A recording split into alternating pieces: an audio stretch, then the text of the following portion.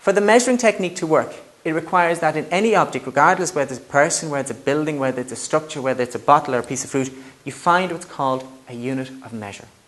Now in this case, the unit of measure I'm going to choose is the neck of the bottle from the tip here, which I can see the crown of it, through to the base of the neck, just at the top of the shoulder there. And I'm going to determine how many times that space there fits into the overall length of the bottle, and then I'm going to use that to measure the width of the bottle from here to here. And that's as much information as I will need to understand how to draw that bottle well. What I like about the measuring technique is it allows you to scale up or down a drawing at any stage. A lot of people are intimidated by the idea of how do I make a drawing bigger or smaller?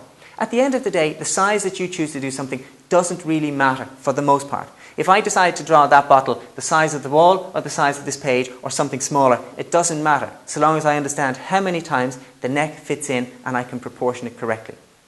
Now, for this measuring technique to work and work well, you must always have your elbow fully extended. Because if I measure first off like so, and then I go back to check the measurement, unless my elbow is at the same angle, my measurement may well be different. And that in itself may be enough to cause a distortion in terms of the drawing. So it's best always to get into the habit of doing this. Now essentially what I'm doing is I'm going to close my worst eye and keep my best eye open, because otherwise I've got two angles which I don't need. I need simply one angle to give me a sense of the measuring. So I'm going to close my left eye, keep my right eye open. If you find it difficult to close one eye and keep the other one open, just put your hand in front of it.